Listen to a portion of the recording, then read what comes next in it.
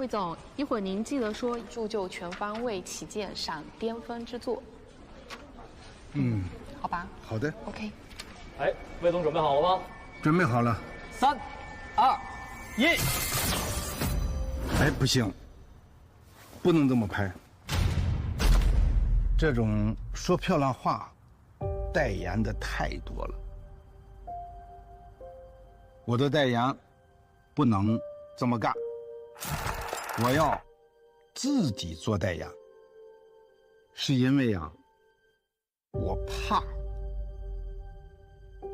魏牌 V9X 代表了长城汽车30多年积攒的口碑和诚信，是我用姓氏托底的品牌。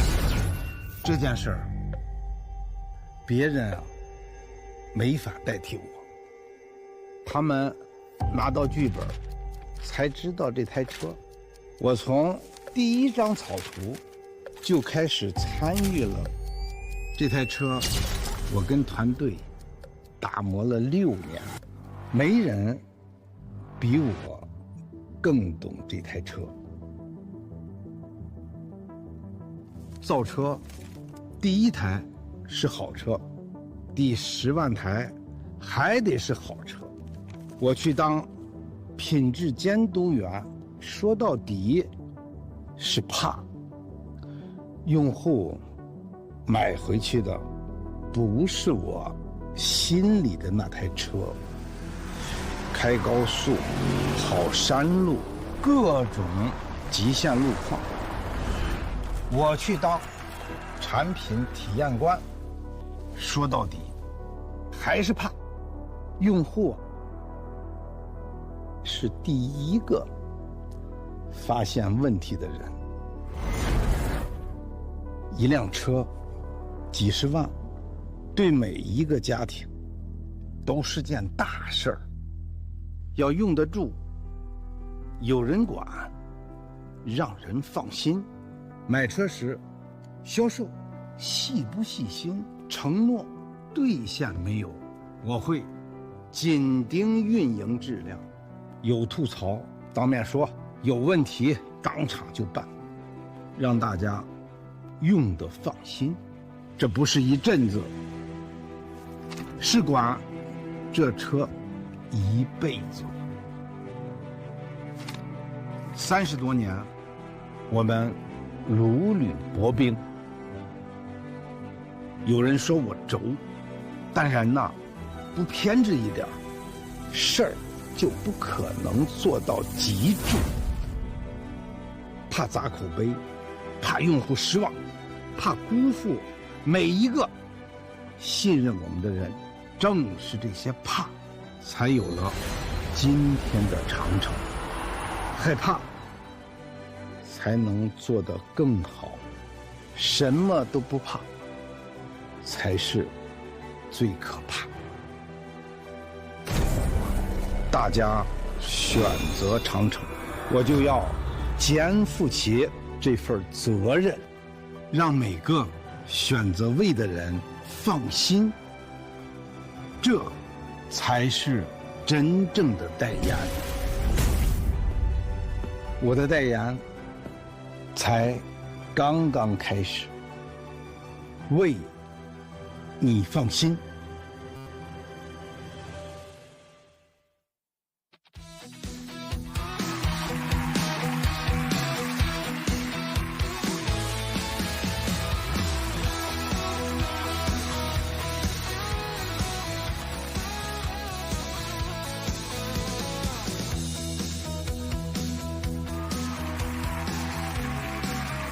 央视新闻的网友大家好，现场的观众朋友们大家好，我是主持人王莹。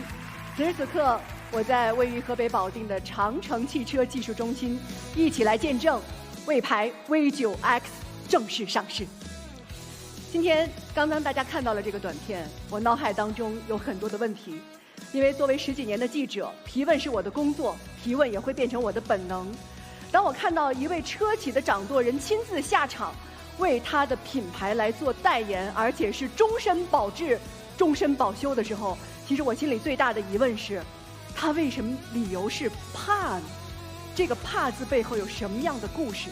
在谈论帕的时候，我们到底在谈论什么？在谈论 V9X 的时候，我们要谈点什么？今天我们依然不说漂亮话，就谈真问题。让我们请出短片当中的主角，也是魏牌 V9X 的代言人，长城汽车董事长魏建军，有请魏总。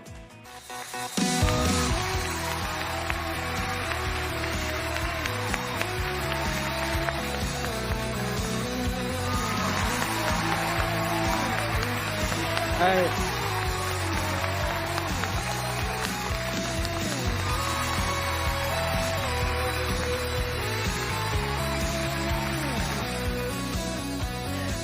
王英老师好。欢迎魏总。哎，这看来您这个代言是专业的哈，这穿着短片里面的代言的这身专属衣服就来了。是的，是的。哎，那咱好的坐下聊，还是您想作为这个正式的代言人再跟大家打个招呼？屏幕前的朋友们、媒体朋友们，大家晚上好。今天的身份比较特殊吧，又是创始人，现在也可以说，官方的这个正式称呼叫董事长，又是老板，又是魏牌的用押上姓氏的这个魏建军。今天呢，又有一个身份，就是为我们魏 V9X 本来是一个产品代言，迫于这个团队啊对我的鼓励和我们高管们的向上管理，所以说就做了今天的 V9X 的深度代言人。所以说，就像短片里边讲的啊，这个代言只是刚刚开始。让我们掌声先致敬这份魄力。魏总，请坐。哎，在坐下的这一刻开始，是的我。们的提问嗯的真问题也就刚刚开始了。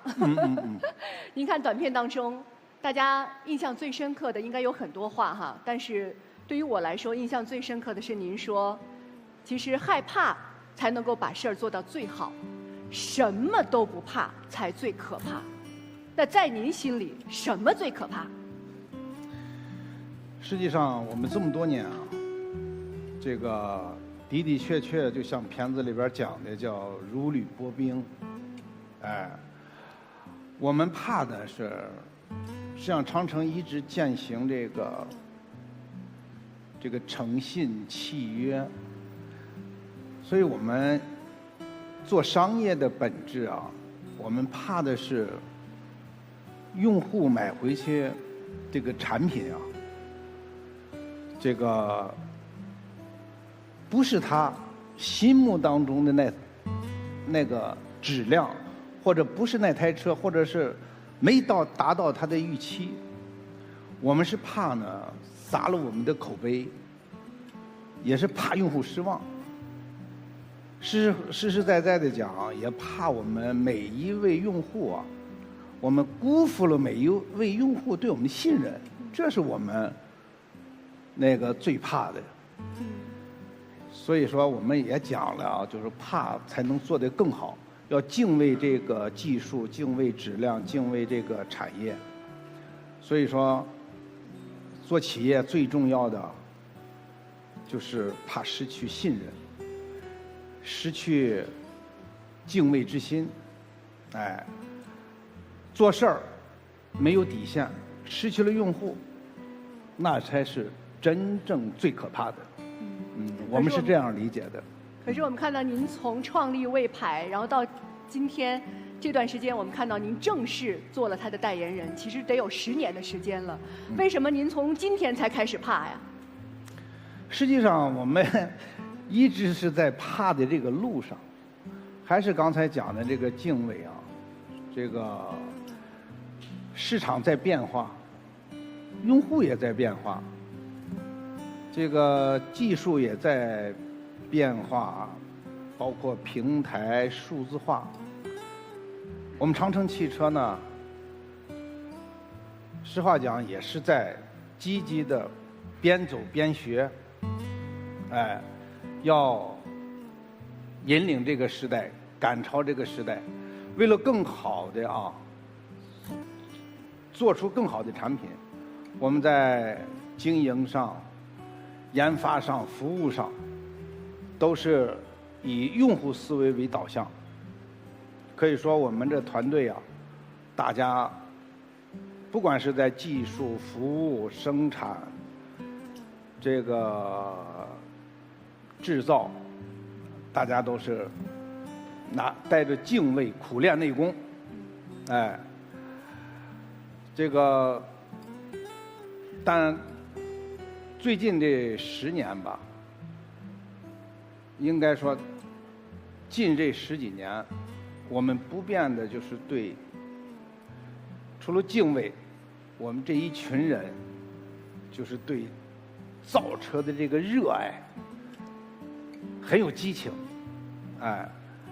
对用户始终对用户的这个初心，包括对品质的这个坚守，只要是有瑕疵，我们就会把它放大。在这个解决问题时呢，我们都是从体系建设、夯实基础为原则。所以说，我还是在此呢感谢我们长城呢，经过这36年吧，建立了这么一个对技术的热爱、对产品质量的敬畏、对用户思维的把握。可以说，我们这一队人这个团队，实际上对于我们企业来讲，这个团队是最宝贵的财富。所以我们看到长城汽车的企业精神是每天进步一点点。看来这个进步的推力是怕字儿一直带着这种敬畏。没错。慢慢的进步。所以我在想，您对品质、对整个团队的管理体系的要求是特别严格的，大家都要做到最好。那有没有人提出，您这代言人也得做到最好？您怕不怕？您做不好这代言人？这个应该说，这个代言人呢，让我的理解既然代言，这个我们就没有退路，也没有自己把自己的后路就给断掉了。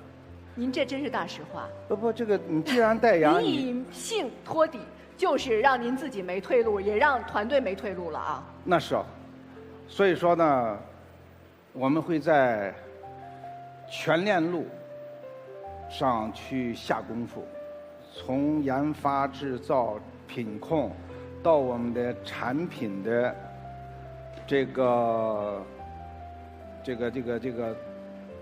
产品的到服务端，如何保证服务端的质量？所以说，我们这个代言呢，可以说这就不是这么一阵就过去了。我们应该是全链路的、深度的，能管一辈子的代言，是这么个概念。还有什么退路是吧？我也走不了，这个也换不了。所以说呢，这个既然敢站在这儿、坐在这儿给大家承诺，我们肯定就要做到位。所以我们要关心的事情应该是很广泛的实际上，现在呢，我们还是避免在这个过程当中、服务当中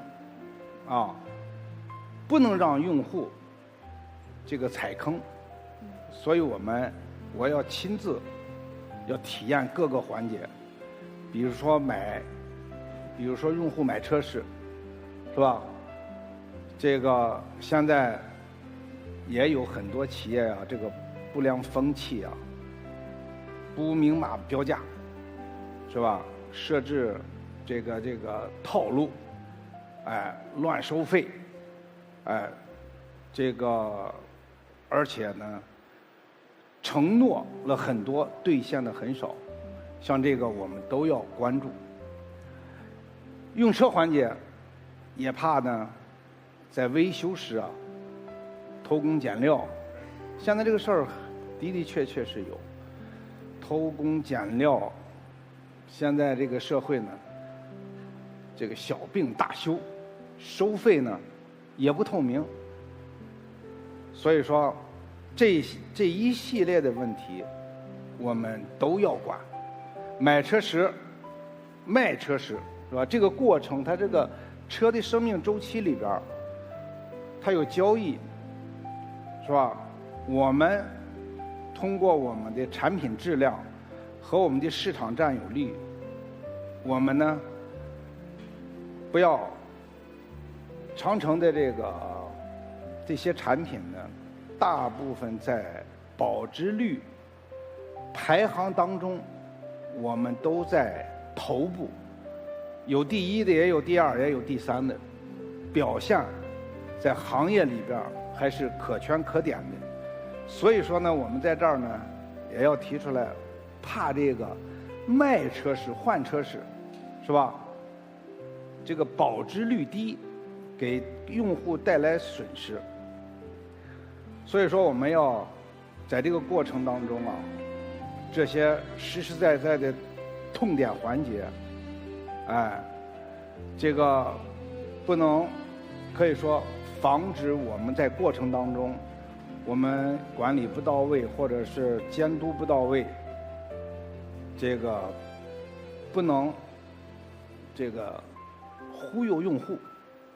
哎，不仅仅是造车的过程当中不能忽悠，到他买车的时候，到他用车的时候，到他再卖车的时候，这整个生命周期您都管呀？那都得管。您都负责吗？当然是，这个做代言人最终就是让用户放心，一定就是说到做到，哎，这就是我们现在讲的这个契约精神。实际上，我们谈这个听起来啊，说是契约精神。契约呢，让我们这个理解，它不是一个多么高深或多么伟大，哎，多么高级的词语。契约就是我们老百姓说的说到做到，就这么个事儿。而且呢，我觉得契约呢是很朴实的这个一个行为，哎，也是我们这个社会都应该遵守的一个最基础、最门槛儿级的制度遵守、规则遵守吧。所以说，我觉得也没有什么可炫耀的。哎，这个交易的本质实际上很简单，对得起，让用户放心，不给用户添麻烦，这就是我们本应是我们应该做的，哎，也没什么可炫耀的。对，其实，在您选择做代言人的那一刻，您就已经想好了，当大家担心，哎，您这种行为是不是太高调的时候，当您去做品质的监督员，会让公众拿着放大镜看您的时候，看来您都是做好准备的。您以什么样的心态来面对我们大家的放大镜？我们肯定啊，您讲的这个，我们在这个现今这个环境当中啊，也会有这个事儿发生。但是呢，用放大镜看我们，我觉得也不是坏事儿。用放大镜看我们，才能看到我们存在问题的根本，也会促进我们的变革、改善、完善夯实我们这个管理基础。所以说，这是个双刃剑吧。实际上，让我理解管理的本质就是充分的复盘，充分的暴露问题。当我们不知道这个问题，不用放大镜看我们的时候，我们不知道问题在哪儿。实际上，我们的用户也好，是吧？这个我们的合作方也好，他们大多数人，绝大多数人，都是有正义之心，有善良的心，有利他的心。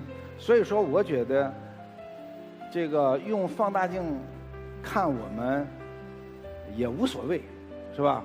这个他们能看到我们的问题，给我们提出来，本身就是个财富，就是他们对我们的改善起到了推动作用。是正确的认识这个问题。那很多网友也会问，您真的有精力、时间来到第一线去巡店，去亲自去过问那些服务当中的问题吗？您能做到亲力亲为吗？这个肯定啊，这个代言会有去的。但是我作为一个公司的主要的管理者，我不可能去面面俱到。我会去深度体验，比方说，我要去这个做这个产品专家，就是接待用户的，我们叫产品专家、交付专家，是吧？我们要去深度的与用户交流，比方说，我们呢，这个还要参与很多直播，要设置一个直接连线，直接在直播当中连线我们存在的问题。你还当客服哈？当然了啊，我会带着我们这个高管团队，根据呢这个各个专业的需求，我们组建一个团队。这个实话说啊，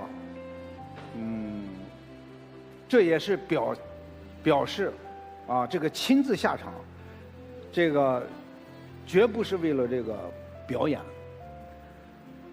这个也不是表现我们的勤奋，是为了推动啊我们这个管理层，就是我这个的态度，我的行动，就会促使我们这个管理层向着一个方向去推动我们的这个各层级的责任压实，信息链路的拉通。就是我们就是这个结果导向，使这个问题呢，就是迅速的这个闭环。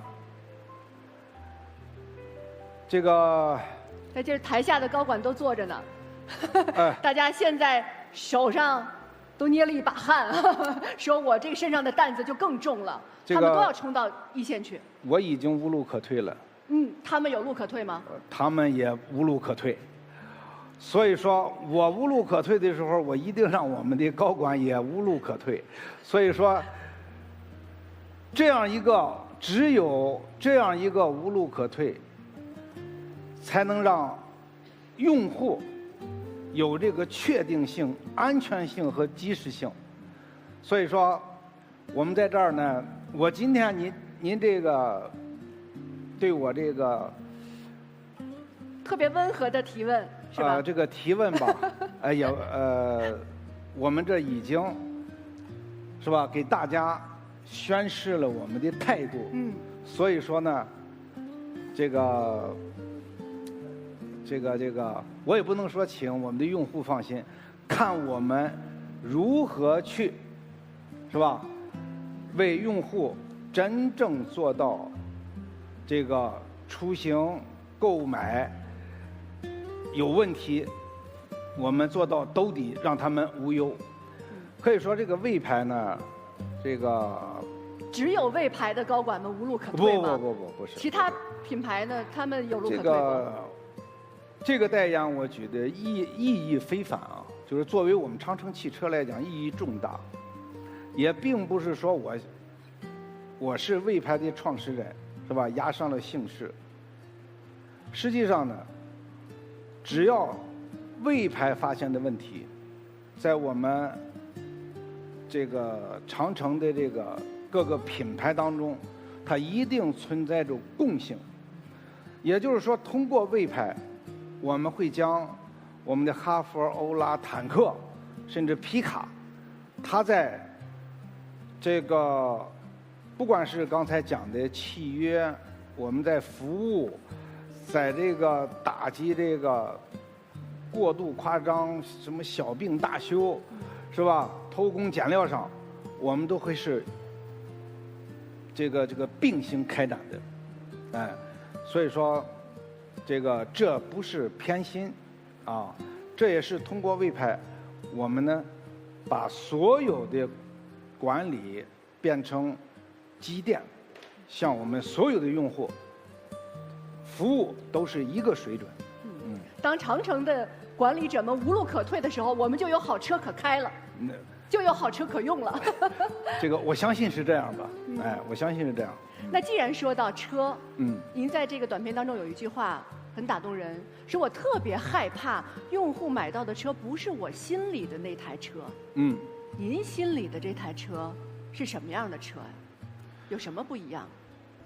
我觉得啊，我心里那台车，首先是我们这个产品有极好的这个确定性、安全性和及时性。为什么呢？确定性呢？我买这个魏牌，我就知道它不会给我带来太多的麻烦，他信任我们，是吧？安全性，也就是买了之后不会出现太多的问题。哎，及时性，也就是说，这个一旦出现问题，我们这个魏牌完全为它兜底儿，而且快速及时的做出反应，让不给用户尽最大可能不给用户添麻烦，就是这么一个理念吧。那用户开车其实最直观的感觉就是这车好不好开。如果今天我们能简单的来说，您代言的这个 V9X 到底好不好开？您的答案是什么？现在这车，这个都比较好开了吧？那 V9X 的好开，跟其他的有什么区别？你要说它驾驶性，是吧？这个驾驶性它要有这个加速响应啊，刹车是不是这个很跟脚，就是这个响应很快，线性跟你的感觉一样，而且呢，我们这个车比较大，V9X 呢，体型比较大，我们还特意为用户，我们在后轮上装了这个后轮转向，它那个左右摇摆大概是正负10度。这样的话呢，实际上这么一个大车，基本上它那个拐弯啊、掉头啊，都能在这个狭窄的这个路况当中，就跟你看我们那欧拉有个好猫，实际上那车很小的。哦，那可比这个实际上我们这个车，在这个掉头时，比我们这个好猫的转弯半径还要小。所以说呢，不要发愁这个车大说笨拙，不会是那样的，它是非常非常灵活的，哎，非常灵活，像小车一样开，哎，这些那个硬件的这些这个高科技产品，都是我们全站自研的，哎，我们随着这个产品投放的数量和我们也会不断的思考，有更多的功能出现。我们为什么叫全单自研啊？也就是说，我们这个车里边所有的软件底层的这个代码，全部都是我们自己的。所以说，我们这个车呢，这个只要是我们的用户提出来，和我们的研发人员又想出来的新的功能，我们就很快就把这个功能通过 OTA， 也就是远程的数据，这个发给他，新的功能就会快速的这个用到车里边去。就这钥匙和锁我们都掌握着，所以我们随时可以用我们的钥匙开任何一把锁。没错没错。没错。而这个过程里面，其实咱们经常要聊到您说的归源平台，但实际上我看了一下用户啊，他们的反馈说呀，归源平台听起来特别的高大上，好像跟我们用户没有什么直接关系。那今天，如果我们在 V9X 上，我们想说它的归源平台也给我们做了技术加分，跟我们用户最直接的关系在哪？这个讲这个归源平台呢，事实上也是讲契约的一部分，因为这个时代呢，这个太多的这个过度的宣传。你比方，本来这一个平台里边可以装下5种动力：柴油、汽油、混动、PHEV、EV。但是他宣传的时候呢，他说我这个是电动专属平台。实际上可以这么讲，我们近10年就是被这个电动专属平台这个被忽悠了。我们应该告诉用户，事实上我们这个平台依然可以装油车、汽油车、柴油车、混动车，这个甚至氢燃料汽车。所以说我们这个归源呢，看似和我们 C 端连接的不是太紧密，事实上它连接的非常非常紧密。紧密在哪儿？因为假如说你要是一个电动车专属平台，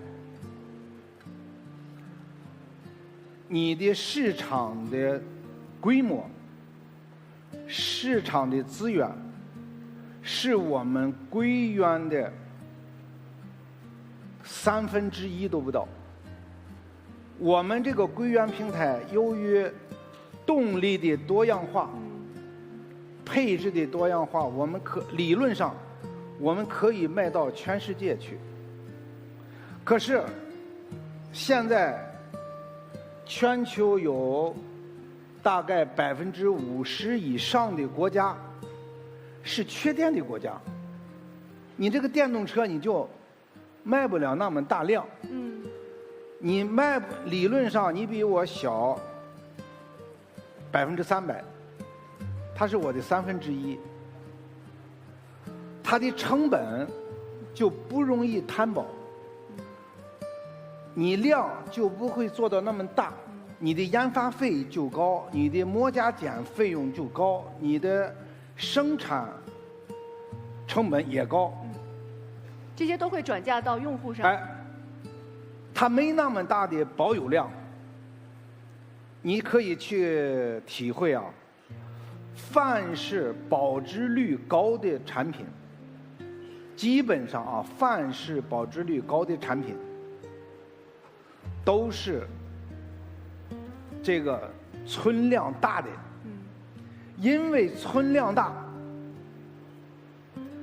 它的保值率就高。为什么呢？因为它好修。它修车也便宜。一个是保值率大，肯定是修车网点多。保值率大肯定是配件便宜。保值率大肯定是你维修的这个技能它简单了就，是吧？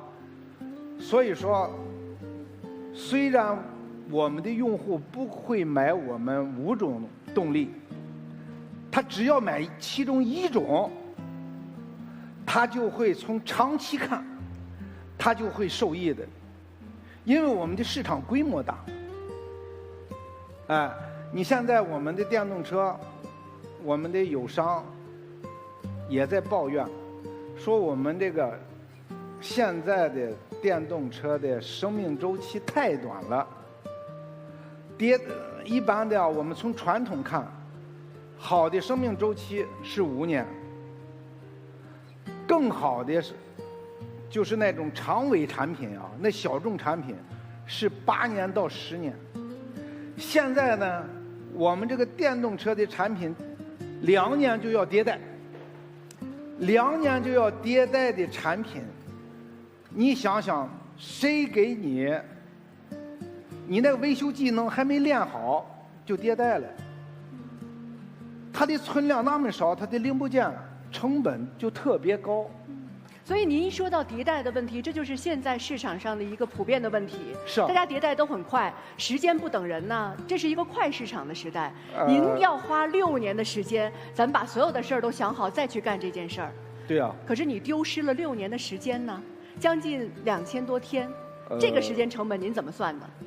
您说的这个倒是也有一些道理，但是呢，要从我们6年我们开发一个归元理念的平台和归元理念的产品，我认为是值得，因为我们长城一直就是践行这个长期主义，不是我们看重的呢是全球的市场，不是一个局部的市场。所以说，我这个产品要走向海外的时候，实话说啊，我们有多么好的售后，都掩盖不了我们存在的问题。哎，你要问到我这儿，我有的时候怎么理解这句话呢？当然，今天在这儿直播不见得恰当。你想好再说啊，这真的是直播。我86年的时候，我就骑摩托车，前边我就骑咱们国产的车。84年，我86年，我在我们那个大会上讲，我说多好的售后都解决不了用户的满意度问题，因为你老是事儿太多，是吧？我骑那摩托车，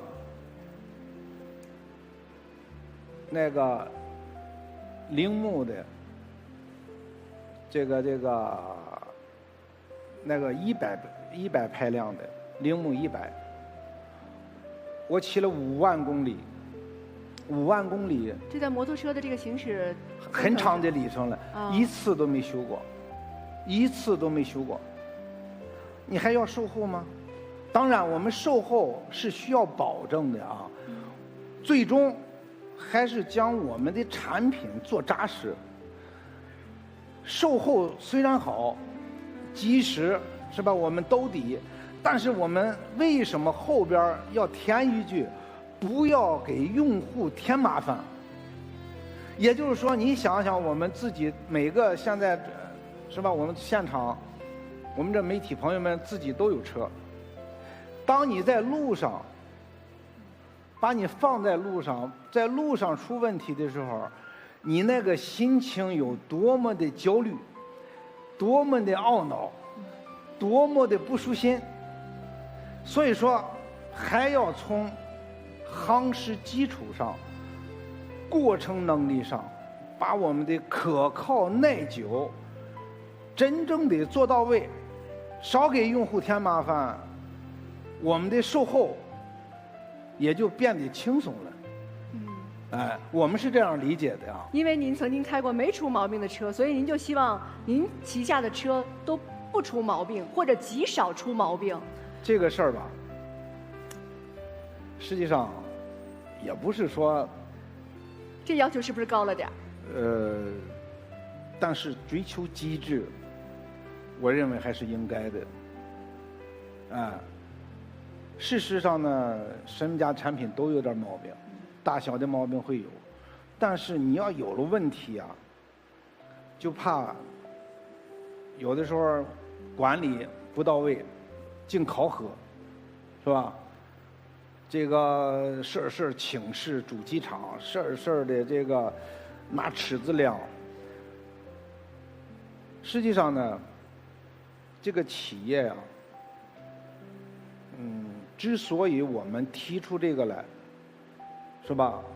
契约也好，到底也好，我们长城这个36年吧，这个造车这个经验，实际上我们长城的的确确就引入我们这个精益的这个技术开发，精益的技术生产。这当然，最早我记得我小的时候，我们那个全面质量管理，那会儿我还很小的，我那个长辈啊，他们就是学的这个全面质量管理，就是从日本引进的。后来我们引进的精益生产、精益研发、精益生产。所以我对这个我们这个企业呢，对这个质量的敬畏啊，这个有我们自己的理解。比方，实际上我们积极的跟大品牌合作，我们跟宝马深度合作，我们共同开发产品。我们也从这些100年的这个国际大车企里边学到了很多的研发的管理。国际化的这个管理学到了很多，而且我们这儿的的确确吧，这个我们这个团队呢，在这个20多年啊，实际上我们造车36年，这是指的我来长城36年，真正中国汽车研发开始建立不过25年。也就25年，所以我们长城呢，也有一个习惯啊。最早我们的问题也非常多。你想呀，我们有一个评车会，就是每周四早上7点半，雷打不动。我们已经跟我们提过一个数字，我们已经坚持了21年了。21年呢，这个实际上这个会啊，它不是解决现场出现的问题，它是解析问题，是管理的问题，是技术的问题，是配套商的问题，是生产过程的问题，还是我们销售的问题，都要在这儿暴露复盘。刚开始的确，那个会都是我主持，点评。现在我已经很多年不主持了，他就是分出各专业来。但是呢，这个文化一下就一干就21年，好像上个月吧，上千次吧。上个月我们到了第1000次评车会，第1000次，所以我们通过这个评车会。在我们的防止问题再发，这个我们的建立标准，是吧？建立这些这个流程，整个的这些质量管理体系的沉淀夯实，这个会，这个态度，这种精神，可以说，这个使我们在质量上，这个积淀了很多，成熟了很多。当很多人看到1000这个数字的时候，脑海当中会蹦出来，哟，那是不是证明长城已经出现过1000个 bug 了，或者1000个问题，我们要解决上千个问题？那看来它并不是问题的数量，而是我们形成机制的过程当中，要去做一个严格的评判的数量，怎么理解这1000次？我们这里边的的确确在我们强调的，在企业里边强调，知识一定要显性化。知识就是这种暴露出，我们把这些问题也视为财富。我们也在里边经常讲，这个问题连续在你这个坑让你连续踩3次。我们那个8D 报告里边就写着呢，是首发还是再发？我们是将这个问题做成质量管理工具，防止再发。而且我们要将知识呢，你必须充分暴露。我们将知识呢公有化，你必须形成企业的公有化，必须让它显性化。也就是说，这个知识现在有了 AI 了，你要说我这个车门哪有一个问题，或者我在设计的时候引入哪一个工具，那个 AI 就帮你去选择了。所以说这个会啊，就形成了这么一种文化。当然这也不是完全够啊，这个我们也在全球招聘这个各个专业的专家。我们这个人多的时候，外籍人员在保只是在保定。这些专家我们多的时候达到了这个500-600人的外籍人员，因为这个还是日韩这个欧北这些专家的资源还是丰富的啊。这个而且呢，我们这个招专家的同时啊，我们也引入了当年呢，说实话，我们在25年前，我们就是找一个工程公司或者是一个设计公司，我们连技术要求都提不出来。所以说我们向全球招募，我亲自去底特律，亲自去德国、日本去招人。就有没有人说过您这方面也特别轴？就您不仅仅是让用户拿着放大镜看您的车，您自己还得拿着显微镜看你的车。那是啊，您那个，而且呢，我觉得这些专家给我们带来的不仅是技术，是带来了研发的管理，各个研发、采购、这个生产这些管理也带来很多，而且带来了很多的先进的文化，所以说，在我们初期建这个我们技术中心的时候，那时候呢，也不知道弄成个什么样，那只能就体现我们对研发的技术的重视。当年我们国家在引进外资的时候，那时候的这个口号就叫用市场换技术，用咱们中国的市场来换技术，就是技术肯定是非常缺乏的。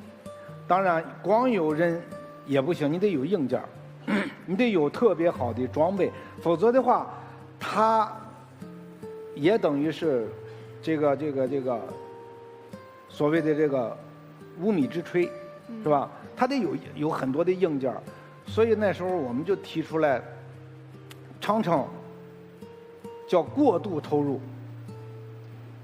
所以说你不要看长城规模并不是很大啊，但是我们在实验室建设上，我们的实验室、实验场、实验装备、实验的数量，在这个行业里边堪称奢侈的。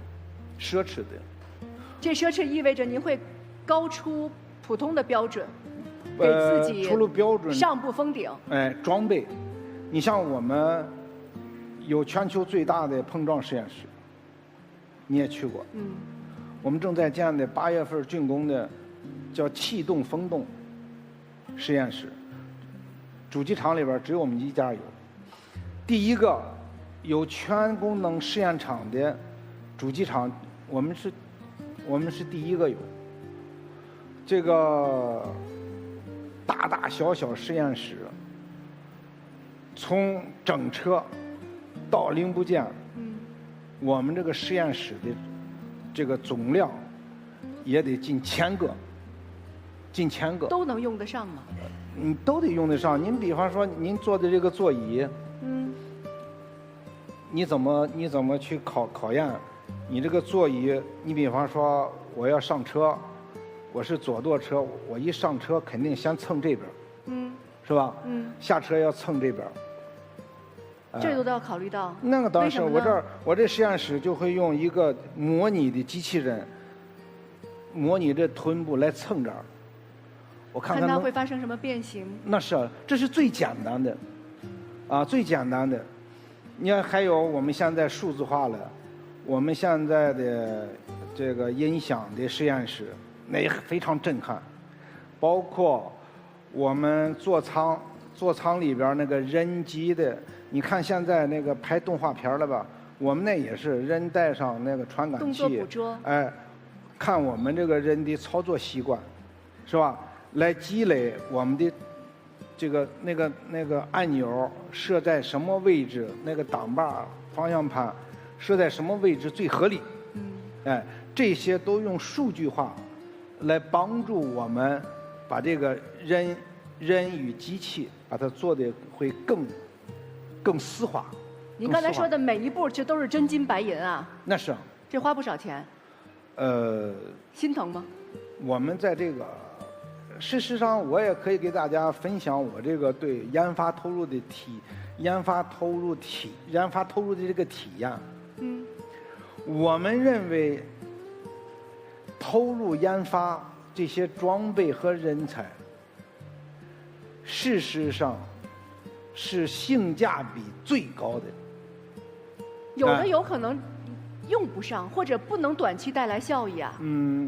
实际上有些研发是靠我们在自然环境里边是无法做到的。你比方我们这个环境风洞实验室，那你要等风、等雨、等雾、等光照，而且你不光要等，而且我们那个车是运转的，是吧？我们经常在这种环境风洞里边标定我们的空调。这空调它遇到阳光，是吧？这个风速还有这个湿度有多大？你像现在我们这 V9X， 好像他们给我汇报，他们开发了一个 AI 空调，就用我们那个实验室，用了3个多月，不出来，因为研究什么？因为 AI 它有那个阳光，有雨量，有湿度，有这个风速，有这个。对呀，大自然是变幻莫测的呀。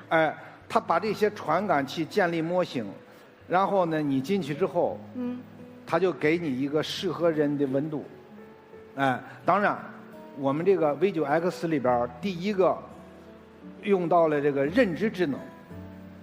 也就是说，王宁老师，你只要开个这个车，你只要用几天，他就认识我了。不，当下就能认识你。当下就认识我了。当下认识你，把你记录下来。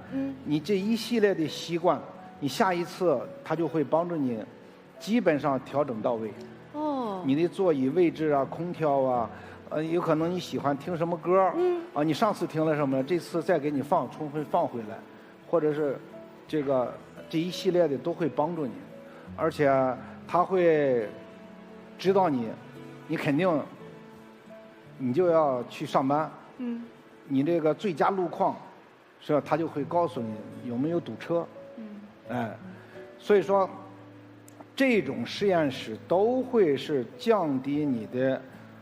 提高你的开发速度，缩短时间，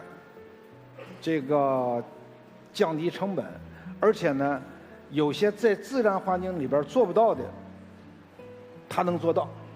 而且最重要的是，他有一个名字叫做小魏同学，这还是您的名儿。小魏同学，等于这些认知的功能，嗯也是您以您的姓托底，要让大家了解的。我们和车之间的关系，对，它是共同的伙伴。没错。您打造的这个车，它的这个空间，其实是带着您对大家的关心的温度，带着人与人之间的那份情感和温度，共同构建的空间。所以我觉得您对于您的车的理解，可能已经不远远只是一辆车了，在您心里的那个能够让用户不怕，既不怕麻烦，也不怕买不到自己心里的那个车的那个不怕的底气是什么呀？除了刚才讲的，我们是从我们这个团队的多年的积淀啊，我们有一个非常，我认为啊，在这个时代，我们坚守的这个价值观，是吧？底线思维，这个长期主义，这个虽然话不多，但是呢，底线就是遵纪守法。长期主义就不是这个一吃一撑，是看得更长，所以我们要把我们的基础夯实。我们不是说白了看今天、明天、后天，我们要看5年、10年。您可说了，不仅第一台车是好车，造到第10万辆的时候，它依然得让人放心。那是。所以说您怎么践行这个承诺？我们刚才讲过的，我们有这么多的积淀，我们投入了这么多，而且呢，我讲的，我们既然敢说契约，敢讲公信力，我们敢于在行业当中站出来维护这个行业，我们不是今天开始。我们过去就积攒了这个能量，打下了比较好的基础。所以说，这个企业呢，我觉得要看长，和用户长期发展是我们的这个目标。我们也经常跟大家在讲啊。这个现在吧，有的时候一宣传吧，一个是浮夸，一个是呢，这个过度的宣扬。实际上，我也讲了很多次了，交易的本质特别简单。交易的本质是什么？交易的本质就是等价交换。哦。哎，你收的，你肯定。你收人家的那个交的款，肯定没瑕疵，是吧？你要说今后会有瑕疵吗？那肯定是用户方有瑕疵，你的产品有瑕疵，你钱不会有瑕疵，是吧？您说了，给人钱不能缺角。就是啊，说的就是这个。所以说，我们要是没有一种对用户负责，是吧？真正为用户在服务上、产品质量上得到充分的保证，让用户绝对的放心安心，我就认为，就是说，对用户就没尽到责任。所以说，这就是简单的。这不简单呀，魏总。您可说了绝对的用心放心啊！这您拿您的姓氏在做托底啊？您有没有想过？这万一啊，您要是出点什么岔子，这车咋办？大家也想问这问题是不是？你也想问是不是？我问的已经很保守了啊。我觉得啊。这个社会的绝大多数人还是愿意遵守规则的，也是大家内心都是善良。这个现在也有不少的网友啊，也有我们的同行，也有我们不错的朋友，也问过我这个事儿。说这个在互联网上啊，这个经常会翻车。这个我觉得我个人翻车的可能性吧，也不是没有。有，这就有可能在哪儿啊？但是，我觉得长城价值观和对用户负责任的这种精神，永远翻不了车。为什么啊？实际上，一个100年品牌走过来，绝对不是一个股东，这100年不换的。破产、翻车，都是翻老板、破老板。对这个品牌，你说有伤害吗？它有一定伤害，但是这个品牌还得需要存续下去。所以说，这个我认为呢，只要我们这个企业啊，不能光靠一个人，是吧？你老板翻了车，价值观还在，是吧？这一群人的价值观，这一群人的诚信，这一群人的理念还在。所以说，这个我觉得啊，你今天问我这个，我本来呢，我那个也给他们安排了。人家既然问我什么时候翻车，我说拍个短视频问问网友们，我们如何避免翻车。是吧？征求大家的意见。你这么一问，我又借这个环境呢，这个麻烦一下网友们啊，如何避免我翻车？你们呢多给我提点宝贵的意见，让我们长城呢或者我走得更远一些，是吧？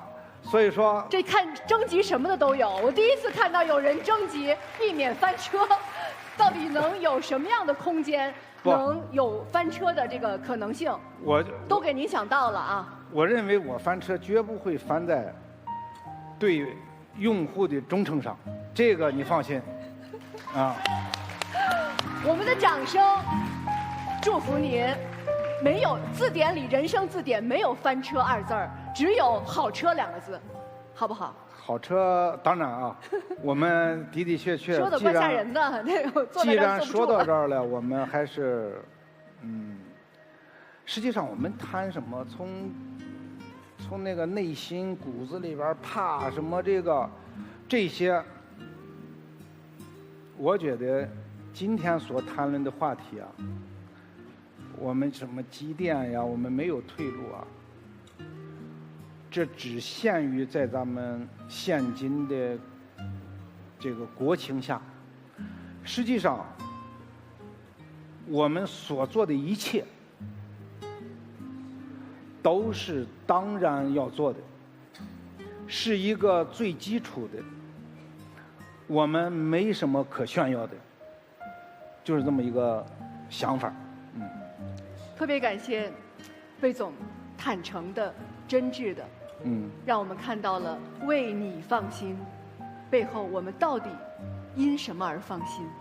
所以这个过程里，我们也终于理解了那个怕字其实不是退缩，而是敬畏；不是胆怯，而是对用户放心的那句承诺。对。所以今天我们的直播，我相信在网上还会有大家更多的讨论。我们也把这个空间留给大家和魏牌 V9X 相处的日日夜夜点点滴滴，因为魏总都在后台看着大家呢，有什么样的需求，有什么样的感知，对，希望这样的互动永远没有终点。我在这儿呢，这个可以这么讲，刚才都说了这个一遍了啊。有任何问题都给我在后台留言，向我们这个魏牌团队提出各种需求来。可以说你不管是不是我们的用户，这个你都可以有事儿你就可以提，有困难你就给我们张口。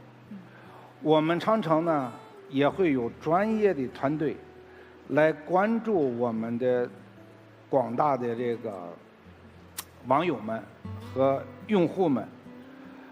我相信这个我们所讲的、所承诺的，我们长城一定会做到的。这个我会这个在推动这个长城的这个契约这件事上会亲力亲为。我们争取呢，在我们中国汽车产业的发展上，我们也做出我们应该做的。也就是说，最后呢，还是4个字儿：魏，你放心。说得好。过去魏总经常说干就完了，现在又加4个字儿：魏，你放心。那接下来呢，我们要把舞台交给同样也没有退路的魏9X 魏牌的 CEO 赵永波，欢迎赵总来一起见证魏9X 的正式上市。魏总，一会儿您记得说铸就全方位旗舰闪巅峰之作。好吧。好的。OK。魏总准备好了吗？准备好了。3、2、1。不行，不能这么拍。这种说漂亮话、代言的太多了。我的代言不能这么干，我要自己做代言。是因为我怕。魏牌 V9X 代表了长城汽车30多年积攒的口碑和诚信，是我用姓氏托底的品牌。这件事儿，别人没法代替我。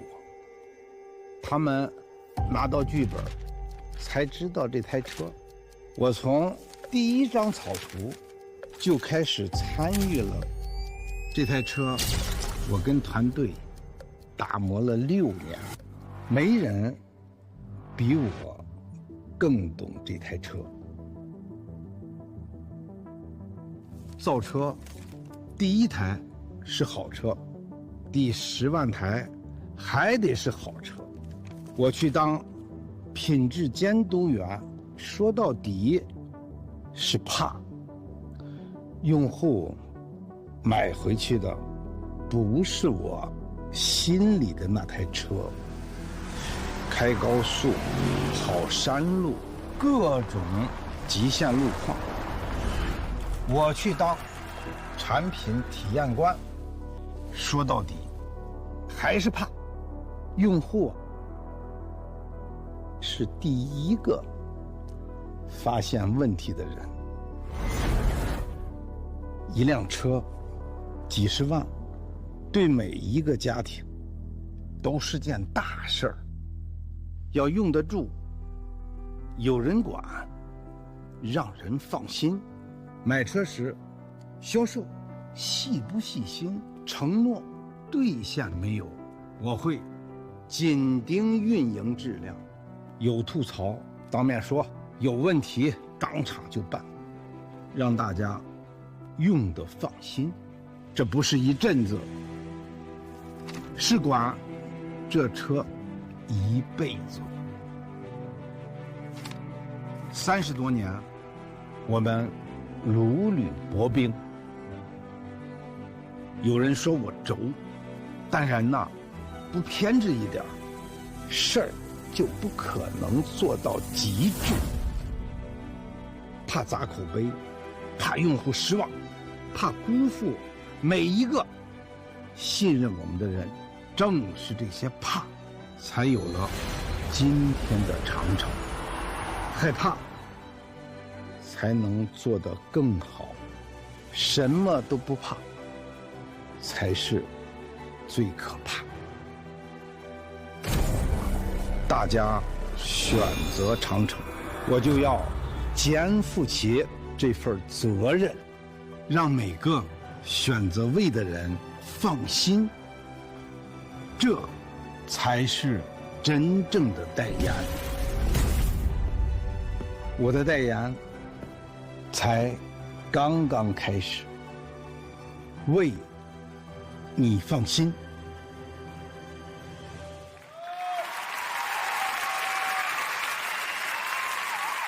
谢谢王宁老师，谢谢魏总。刚刚在台下呢，听完这场对谈，作为魏牌的 CEO， 我心里呢，除了感动，更感到重任在肩。刚才呢，魏总也说了，他作为魏牌的创始人，肯定是跑不了的。作为 V9X 代言人，除了他自己能够让自己下课之外，谁也让他下不了课。但是我这个 CEO， 如果不能让用户满意，我可能会随时下课。只要我能够做到用户满意，至少魏总不会轻易让我下课。所以说一句“魏你放心”，是对所有用户的承诺，也是魏牌必须扛到底的使命。我向大家保证，会带领整个团队，把这4个字落到每一台车、每一次服务里面。接下来呢，请允许我为大家介绍这款以姓氏担保、以时光打磨、以行动兑现的9系旗舰诚意之作——魏牌 V9X。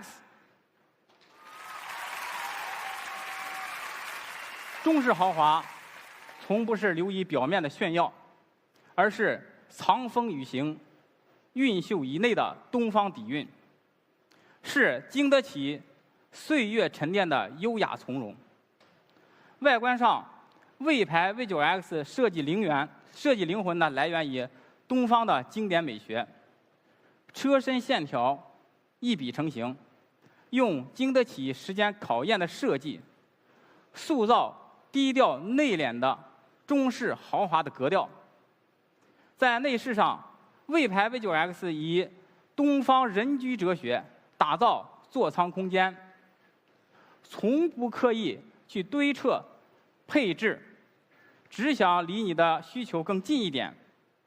从殿堂级的音响到零重力座椅，从创新门板的无线充电到全圆的物理遮阳帘，每一处巧思都只为您和您的家人带来极致的尊享。真正的豪华是润物细无声的体贴。在智能化体验上，我们始终坚持把用户真实需求放在第一位。魏牌 V9X 搭载舱架一体的双 VLA 大模型，其中驾辅的 VLA 大模型让小魏同学化身能够听得懂、会思考、不挑路的专属司机。早高峰的拥堵，他能够从容平顺的跟车；在陌生的地库，语音即可自动的泊车。它还能够实时的还原3D 路况，提前去规避障碍。从起步变道、高速巡航到自动泊车，一语即达，想走就走，想停就停。而座舱的 VLA 大模型，则让小魏同学成为有记忆、懂情绪、会聊天的高情商的管家。家庭出行能够识人，主动问候，自动调节座椅与车内的温度，还可以在线哄娃，播放他喜欢的动画片儿，还能够感知你的疲惫，主动的调光放音乐。长途自驾更能够切换专属的人设，能够24小时的陪你聊天，为你提供时刻在线的情绪价值。舱架一体双 VLA 大模型协同赋能，就是要把极致贴心的服务融入出行的每一个瞬间。一台好车的底气，是握在手心的笃定，是踩下油门的从容。真正的豪华旗舰，拼的是毫秒之间的整车协调性与极致的响应。我们从感知、决策到执行完成的整个的闭环，每一个感知、每一个执行、每一个响应，都要追求要快几毫秒。这几毫秒的追求，都是我们对用户出行安全、驾控乐趣的极度思考，更是我们对极致操控、极致守护的偏执追求。为了每一个几毫秒，我们没有走捷径，而是坚持选择了一条难而正确的路，全站自研。在别人看来，直接外购现成的方案是省心的一条快路，反倒觉得全站自研是笨方法、慢路子。但我们从用户的角度出发，全站自研才是最安全、最可控、最长远的选择。在动力领域，我们有全站自研的 2.0T 的混动专用发动机，4档的混动变速箱，能够实现满电、亏电双4秒级的加速，动力强劲，随叫随到，驾驶乐趣直接拉满。在底盘领域，我们有全站自研的3件套，自研的闭式双腔空气悬架，自研的可变阻尼减震器和自研的后轮转向系统，让你在城市的任何一个标准车道上都能够一把掉头。从底层的动力、底盘到顶层的预控制器、摄像头，全站自研带来的跨域协同的高效和安全。我们的神经网络与预控之间不需要转译就可以实现毫秒级的传递，让整车在突发危险面前，就凭这短短的几毫秒的领先优势，就能牢牢抢占安全避险的黄金时机，为家人出行多争取一份至关重要的保命缓冲。美好出行始于安心，归于守护。为了这份安心，从被动防护到主动的预判，从健康座舱到数据的隐私，我们构建了7维的守护体系。我们考虑了每一个意外事故的碰撞场景，在碰撞实验室用上千次的模拟实验，确保成员生命的绝对安全。我们更是把车开到最极端的路况里，让全场景主动安全系统一遍一遍地面对突然窜出的障碍、强行变道的车辆，提前识别，能刹能绕开。在你反应之前，它已经提前做好了防护。不仅如此，每一口呼吸都经过层层的净化，全车99%的抗菌率，让安心触手可及。每一句语音指令，每一段出行的数据，我们都做到全程的本地闭环。你的每一句话、每一段行程只属于你自己，绝不外传。这些你看不见的细节，藏着我们最较真的坚持。把每一处都做到极致，就是我们践行为你放心最坚实的底气。话不多说，接下来呢，我就直接揭晓答案。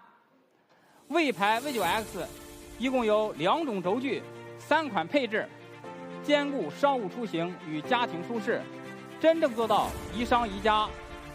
他们的预售价格已经发布过，分别是行政加长版41.18万元，豪华加长版37.18万元，豪华家庭版38.18万元。魏牌 V9X 搭载 2.0T 高性能发动机，正负10度的后轮转向，这些同级车型选装要加2-3万，城市高速 NOA 行业选装也要3万以上，电动侧大同级选装要1万，31扬声器别人都是顶配专属，我们魏牌 V9X 全部标配，一步到位，到手就是顶配。对于正式上市价格，我们内部讨论了好几轮，认为硅源啊，它的价值应该进一步的放大，所以今天我们决定再加码，正式上市的价格是行政加长版38.98万元，豪华加长版34.98万元，豪华家庭版35.98万元。大家别急啊，今天呢，我们还准备了丰富的限时上市权益，即日起到2026年的6月30日前下定，专享限时现金膨胀礼5000元抵1万元。对于增换购的用户，长城汽车本品牌用户增换购再减1万元，其他品牌用户增换购再减8000元。如果你不增换购，那么我们还有3年零息的金融方案供你选择。诚意不只在车价，更在你买车用车的每一个环节。我们为大家准备了6重购车好礼，让你购车更放心，开车更安心。第1重，等待无忧礼，锁单后超过30天如果没有交付，每超过1天补贴200元，上限至高1万元。第2重，进阶无忧礼，选豪华加长版的朋友，限时3000元就能够升级价值5000元的21.4英寸的后排智慧屏。第3重，智享无忧礼，智驾软件我们终身管，价值32000元。第4重，智行无忧礼，智驾不光免费，还送你价值4000元的辅助驾驶保障，1年内最高500万的保额，放心用。第5重，充电无忧礼，充电我们上门安装，首任车主2年内充电桩免费送，包安装。第6重，用车无忧礼，整车6年15万公里的质保，包含了后轮转向、空悬这类标配并且昂贵的高端配置。别人一般这个都是给3年或者4年，魏牌 V9X 直接给6年，用更长周期、最硬核的质保权益，让硅源的品质、契约的精神践行到底。魏牌 V9X 还有6年的全国不限次数的免费道路救援，服务年限远远超过行业的主流水平。同时，魏牌的其他车主也能够享受在质保期内均能够享受免费的道路救援权益，有问题我们时刻在身边。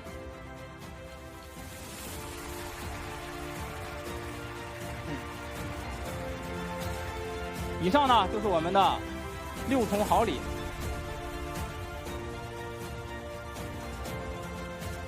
当然了，我们硅源还有很多优势。我们魏总呢，也把契约精神呢，以及给我们的压力传导了，不仅包括我在内，还包括了我们的研发、生产、物流、交付的每个环节。这就是给我们的压力，这就是让我们后续要践行的行动。魏牌的契约精神，所有的权益没有套路，不捆绑，不玩文字游戏，不设隐藏条款，一纸契约，说到做到。谢谢大家。